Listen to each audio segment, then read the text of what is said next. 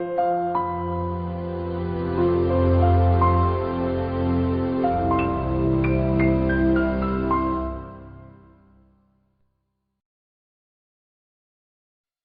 like to start by asking a question. How many of you like to lose all the time? How many of you like to win?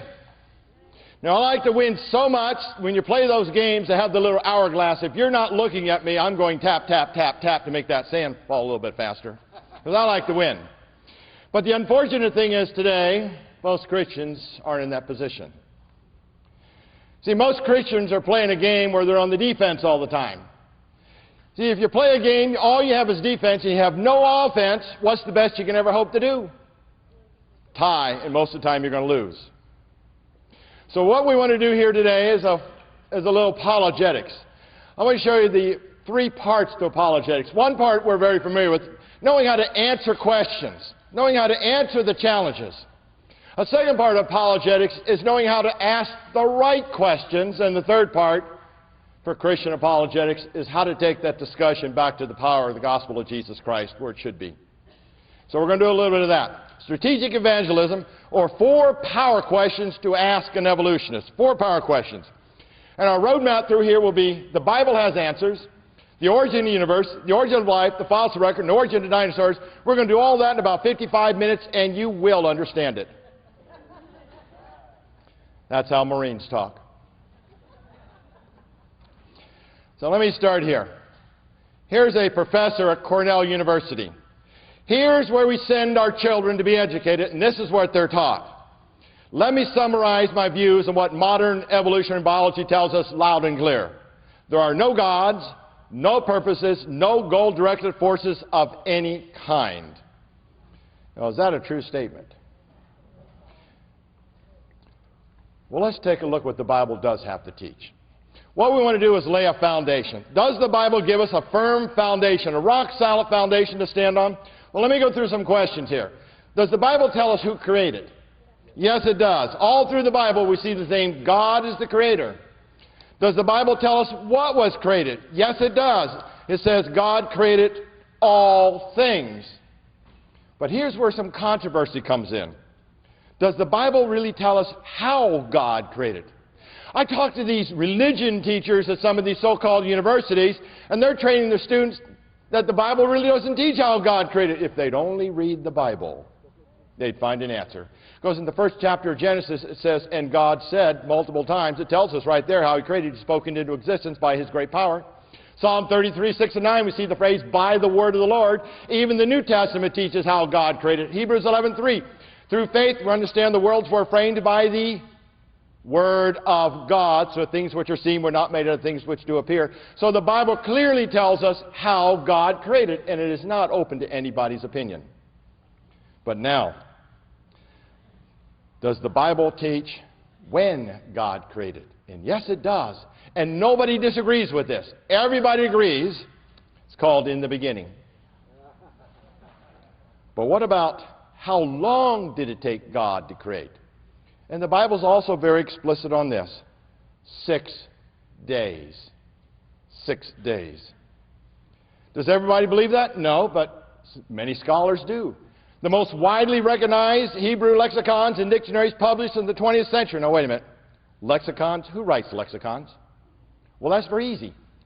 Lexigraphers. Now, who are your lexigraphers? They are some of the top Hebrew scholars, and what do they say? Creation days were literal days. So many of your top Hebrew scholars believe that. There are many scientists that believe exactly that God created everything in 6 days about 6,000 years ago. This is just a partial list of the scientists that believe this. So Hebrew scholars and many scientists from all walks of science believe that God created everything in 6 days. Oh, but Mike, you don't understand. You just don't understand this. Genesis is not real history. It's more of just an allegory, good for spiritual teaching. Now, I love it when people make that statement. I just love that kind of a statement. Because here's what I'm going to do. I want to ask you a question. How many of you out there believe the 10 Commandments? Anybody here really believe those 10 Commandments? Well, okay. Do you really believe they really happened? Do you think God really wrote those things down in history? Well, let me challenge you again. If I were to ask you to go to the book of Exodus and open that up, could you really understand what the Ten Commandments teach? Well, let me give you a couple of illustrations. How about this one? Thou shalt not steal. Is that an allegory or is that real? That's real. We can understand that. The language we can really understand. Thou shalt not steal. It's not hard, is it? How about another one? Thou shalt not murder. Is that an allegory? We hope not. So that's real history. So you agree that the Ten Commandments are real history. They really happened and we can understand them. So let's go to commandment number 4 in Exodus 20, verse 11. For in 6 days the Lord made the heaven, the earth, the sea, and all that is in them. You just agreed that that's real history and we can really understand it. 6 literal days. Therefore, I like that word therefore. Therefore, if we don't believe Genesis is real history, then we can throw away the Ten Commandments because we just said we don't believe them anymore and we cannot understand them. You see the tie-in? It's not just the book of Genesis. A belief in our history goes all the way through the Bible. If we can't trust or believe that Genesis chapter 1, 6 days is 6 days, then why in the world do we believe the Ten Commandments? You see the tie-in there. Incidentally, this is a type of reasoning called leading the witness. Lawyers love this. So we know we have a foundation. We know who created, what was created, how it was created, when it was created, and how long it took to create. We have a firm, rock-solid foundation. We have answers. So what is evolution then? You know the sad thing about this is? I can go out and ask 10 different evolutionists to give me a definition of evolution. I'll get 10 different answers. Isn't that sad? No wonder our children are in such confusion. There's no set standard or definition of evolution. So what is it? Evolution is based on something called materialism. That is the ideology that all that exists in this universe is mass and energy. It is the ideology that there is no Creator God. Folks, if there's no Creator God, there is no Jesus Christ, because the Bible clearly teaches Jesus Christ was the Creator. In other words, if evolution, therefore, is true, then the Bible has to be wrong. But if the Bible is true, then evolution has to be wrong. So let's get into this apologetics now. Now that we've laid a foundation, we've seen that the Bible does supply answers. We know who created, what was created, how it was created, when it was created, and how long it took to create. But what do the evolutionists know? Do they have a foundation? Well, let's start with power question number 1, which is going to deal with the origin of the universe. What do we know? Well, we're being taught that about 13 to 15 billion years ago, there was a sudden Big Bang explosion. It was a hot fireball, an expansion of space and time. That is a wonderful story, just a great story. But the question we need to ask is, where did the matter come from to create that great big fireball? That is a wonderful question. So our power question number 1 is, where did the matter come from to create the Big Bang? And the answer is, I get a lot of time, oh, Mike, let's not talk about that. Science doesn't deal with that. You know what? If science doesn't deal with that, that means only one alternative. Are you telling me that in the beginning God created? No, we can't have that. We can't have that. But you know, there's a big problem here. See, you can't have a Big Bang because you cannot have something go bang until you have something that can go bang. I want to know where the matter came from. That is a perfectly legitimate scientific question. Where did your matter come from to create your Big Bang? And since evolution is based on materialism, all that exists is mass and energy, they do not allow for any supernatural, they have a big problem. Now I'm going to give you some ideas where some of these evolutionists think it came from. Here's Dr. Paul Davies, Ph.D. in physics, wrote a book called The Edge of Infinity, 1995, and he clearly explains where that matter came from. Now remember, evolution is based on materialism, no supernatural, no miracles, but here's what he says. The Big Bang represents the instantaneous suspension of physical laws. The sudden abrupt flash of lawlessness that allowed something to come out of nothing represents a true, what's that word? Miracle. No wonder our students are so confused. Out of one side they say no miracles, no faith, no supernatural, then they go off and say there's miracles. You know there's a big difference between our miracles and evolutionist miracles? In the Bible we have miracles. We recognize there's miracles all through the Bible, but we have a miracle maker, don't we? So at least we have a reasonable faith. Evolution clearly requires miracles, but they have no miracle maker. That is called a blind faith. Now, let me give you another idea here out of Discover magazine. This one might be a little difficult to read because it's bilingual, so bear with me on this. The universe burst into something from absolutely nothing, zero, nada. And as it got bigger, it came filled with even more stuff that came from absolutely nowhere. Isn't that a marvelous statement? Discover magazine, giving us all the science we never wanted to know. Now, Joseph Silk, PhD astronomer and an evolutionist, wrote a book called The Big Bang. Now, this man does give a very honest answer. I'll give him credit for giving a very honest answer here. It is only fair to say we still have a theory without a beginning. That is a very fair statement. No beginning for what they believe. Here's another gentleman, Sten Odenwald, makes this statement, also an evolutionist, and wrote the book The Astronomy Cafe. Astronomers have not the slightest evidence for the supposed quantum production of the universe out of a primordial nothingness.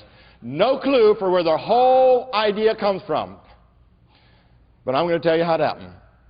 Now, you all look like you like physics out there. You know why you like physics? Because physics is fun. How many like it? I know, physics is fun, isn't it? Physics is fun. But you look like you're a little more advanced now. So we're not going to stop at physics here. We're going to go into a little quantum physics. You look like you're ready for this. Quantum physics. Because I'm going to need quantum physics to explain how that matter got here. Now, this does get a little technical. If I get too technical, stop me and I'll repeat. If I get a little bit going too fast, stop me and I'll repeat. So here's how I got here based on quantum physics. There was nothing, then there was something. Did I go too fast for anybody? Did I get a little too technical? But they give that a name sometimes, and it's called a quantum fluctuation. That is another name for magic. Folks, from nothing, nothing comes. Oh, but Mike, wait a minute. You're trying to get me on this where the matter came from. Why don't you tell me where God came from? You know the sad part about this is? That's where most Christians crumble right there. They cannot give a good explanation for where God came from. Let's tackle this problem. First of all, if you're a Christian, we can go to the Bible. And it says, and God said unto Moses, I am that I am. And we also see in Revelation, I am Alpha and Omega, the beginning and the end, the first and the last. In other words, the Bible teaches very clearly God is a self-eternal being. He has no beginning, no end. That's what the Bible teaches. Well, many evolutionists don't believe that. They have a different worldview that says there is no creator God. So here's what we're going to do. We're going to answer this question. We answered it with the Bible. Why the Bible? Because that is our most powerful tool we have. Our first source should always be God's Word. Then I'm going to use the other source that God gives us, His creation. And I'm going to pose three possibilities here for where the universe came from. The universe created itself, the universe has always existed, and the universe was created. Those are the only three legitimate possibilities. And I know some people say, oh, Mike, there's a fourth one. There is no reality. I think that's a great statement, because as soon as somebody says there's no reality, I reach around the back of their pocket, take out their wallet with a complaint, I say it never really existed. So these are the only three legitimate choices. The universe created itself, the universe has always existed, or it had to be created. Well, let's start with number one. And I'll ask two questions. Can something create itself? Well, in other words, can that chair you're sitting in create itself? No. Can the vehicle you drive or hope to drive create itself? No. Can you create yourself? Absolutely not. Something cannot create itself. Question number two. Can nothing, an absolute void, nothing create something?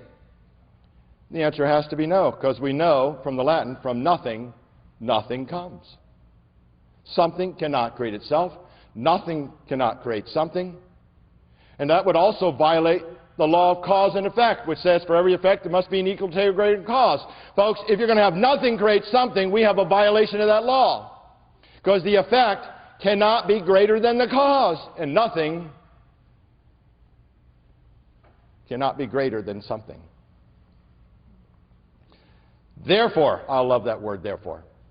Therefore, we can conclude, based on the laws of science,